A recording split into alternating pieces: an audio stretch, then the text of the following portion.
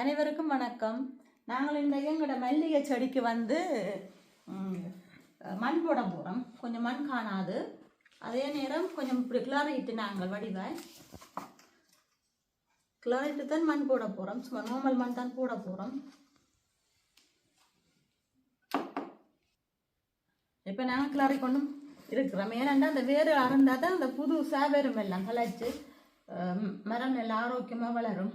அதுக்காக வேர்களும் கொஞ்சம் மரம் தான் வந்துருக்கு, வேர்கள் அறவணும், அப்போ தான் வழுவ தலைச்சி வரும். நாங்கள் இப்போ செய்துட்டோம். இதுக்கு இப்போ கொஞ்சம் மண் போடுறோம். போட்டுட்டு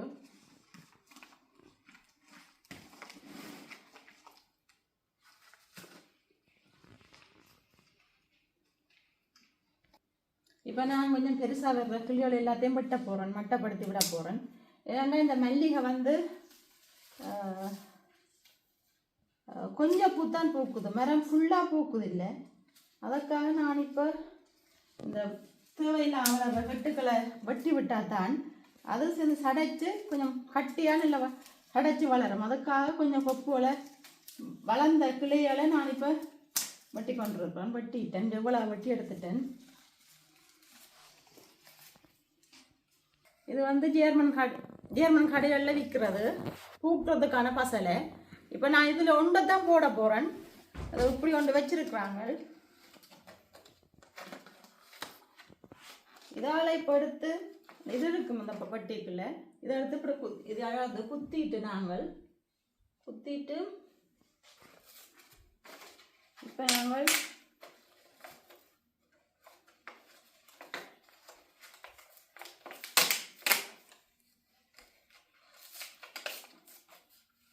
அப்படி இருக்கும், இப்படி ஒரு குச்சி மாதிரி. இதை நாங்கள் இதுக்குள்ள தாட்டு விட போகிறோம். ஒன்று தாட்டாக காணும், 3 மாதத்துக்கு தாக்க தேவையில்லை. நாங்கள் இப்போ தான் செய்து பார்க்க போகிறோம். ஏன்னா எங்களோட குறைவாக பூக்குறபடியாக நாங்கள் இதை பூக்குறத வேறு ஒரு மரத்துக்கு இஞ்ச வெண்ண மரத்துக்கு போட்டு நாங்கள் நல்லா பூத்தது. இது சாப்பிடாதபடியாக நாங்கள் பூக்குற மரத்துக்கு போடலாம்.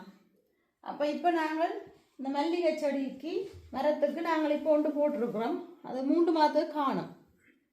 அடுத்த வீடியோவில் காட்டுறோம் இன்னும் எல்லாமே இருக்குது, நல்லா பூத்து இருக்குதா என்ன செய்யுதுன்ட்டு. அடுத்த வீடியோவில் நாங்கள் இந்த மல்லிகை மரத்தை உங்களுக்கு காட்டுகின்றோம்.